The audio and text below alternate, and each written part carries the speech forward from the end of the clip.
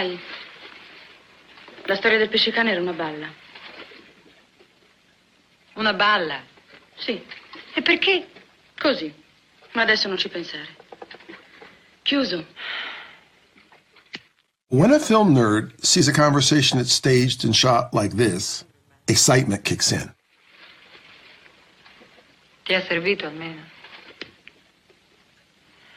Andiamo, dai. What's going on here?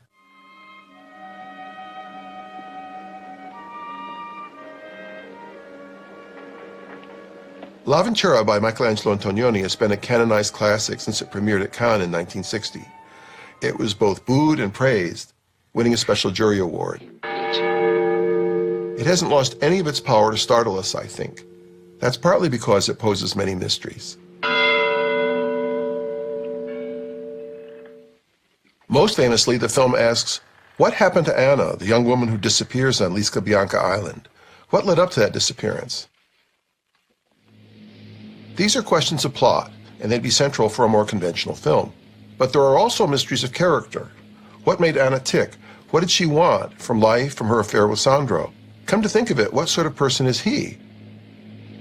And what are we to make of Claudia, who seems at first Anna's most devoted friend, but then betrays her? These questions of character arise because most of L'Avventura refuses to give us the sort of backstory that a film usually supplies. Questions about characterization also arise because Antonioni springs several surprises on us, especially in the film's first hour. The disappearance of Anna is one such twist. But maybe even more shocking is the fact that right after she goes missing, Sandro suddenly and passionately kisses Claudia. Why? What sort of man does this? Antonioni builds the first hour of the film around these puzzles of plot and character. He does it through narrative strategies, the way he selects and arranges the incidents. But he also does it through visual style.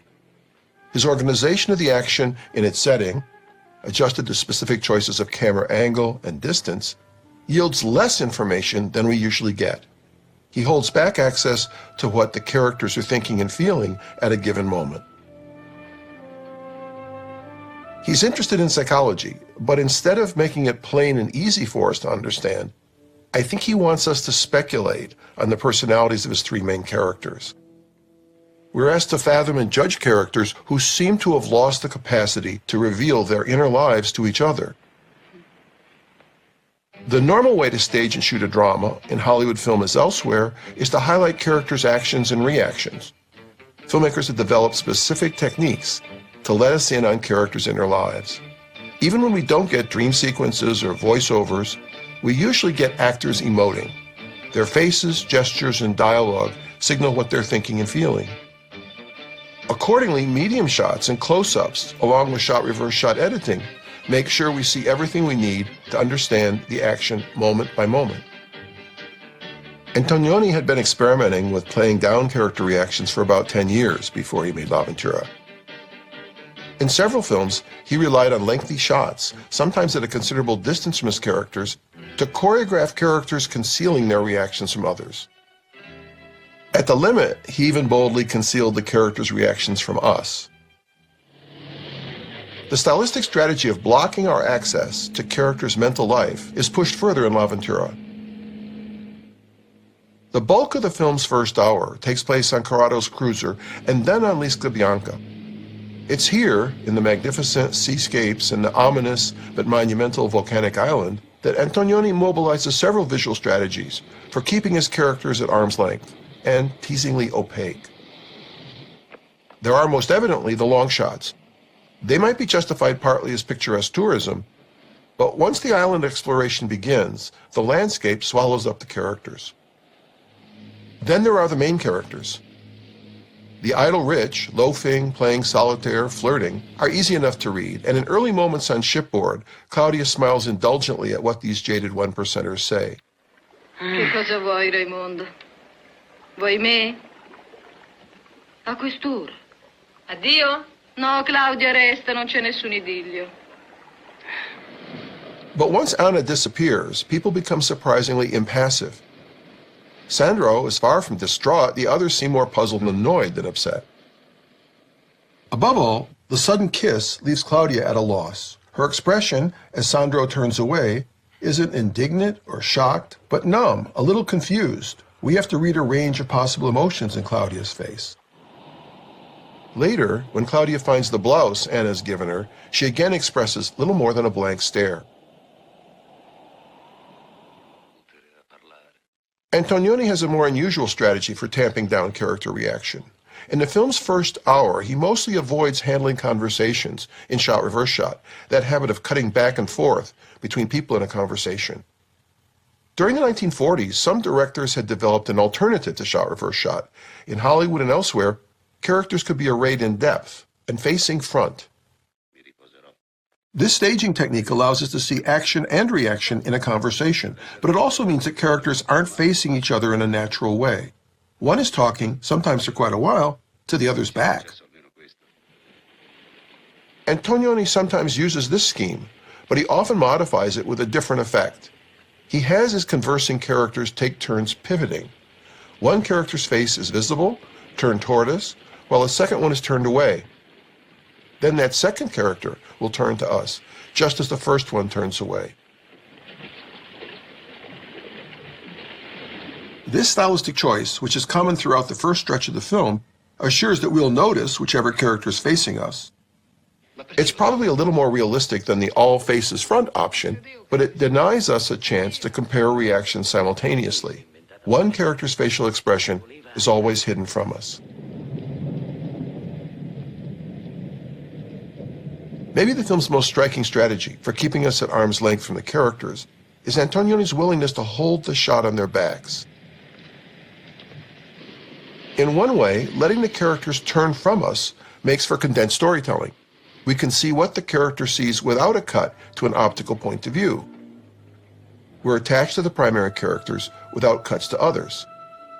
And this throws the emphasis onto the background itself, which on the island becomes a looming force quite indifferent to the humans clambering over it.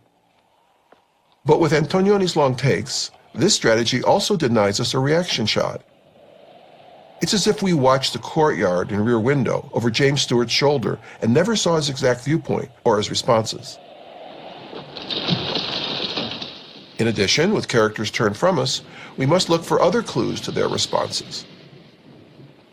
Often enough, these are gestures, postures, or changes of position. For example, Claudia's anger at Sandro's apparent indifference leads her to plunge outside in the rain.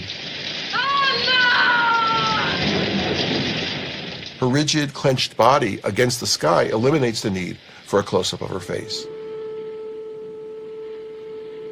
And when she turns from a glance at Sandro in the background, we can glimpse her wiping her sweating hands on her handkerchief. When Antonioni denies us even these bits of body language, we get something as enigmatic as our first image, the double backs of Anna and Claudia. At first, you could argue that they're turned away for censorship reasons. After all, they're topless.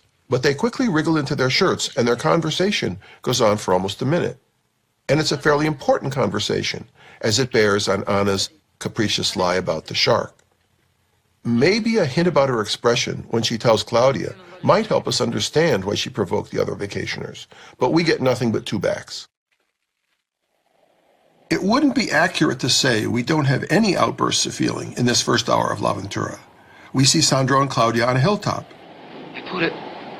Eppure si è comportata come se il nostro affetto, mio, suo, del padre in un certo senso, non le bastasse, non le servisse a niente.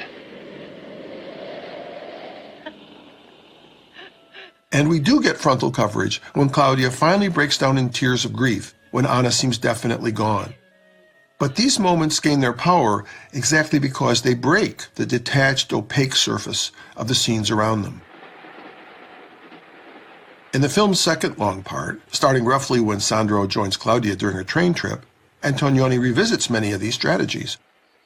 The trip to the boarded-up town of Noto, for instance, provides textbook examples of the alienating long shot. And the scene on the bell tower recalls the turn-taking pivots we've seen earlier. Perché non è tutto più semplice? On the whole, though, once Sandro and Claudia are launched on their search, which is also their fling, to use the preferred translation of L'Avventura, Antonioni adopts a much more orthodox style. There are shot-reverse shot sequences and much more frontal acting.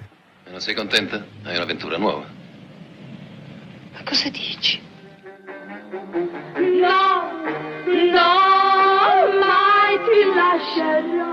I think Antonioni changes his style because Claudia is falling in love with Sandro. Her vivacious, demonstrative affection forms a sharp contrast with the film's emotional tenor so far. When Claudia and Sandro make love in the vacant lot, we get huge sensuous close-ups, unlike anything else in the film, but something quite closer to classic romantic scenes. Nevertheless, if we now start to understand Claudia's emotions, Sandro remains a man of mystery. As ever in L'Avventura, we have to judge from what we can see of his behavior. And that, to the very end, leaves us with some mysteries. Antonioni's approach to staging can be teasing and frustrating, and perhaps this is what led to the controversy at the Cannes Festival screening. Yet the film also won an award for its unique new film language. I'm not so sure it was absolutely new. Say rather it was a new and startling variation on mise-en-scène strategies that had emerged in recent film history. But most of today's filmmakers still rely on shot-reverse shot, frontal performance, and very explicit information. A style as reticent as Antonioni's still, I think, has the power to engage us on another subtler level.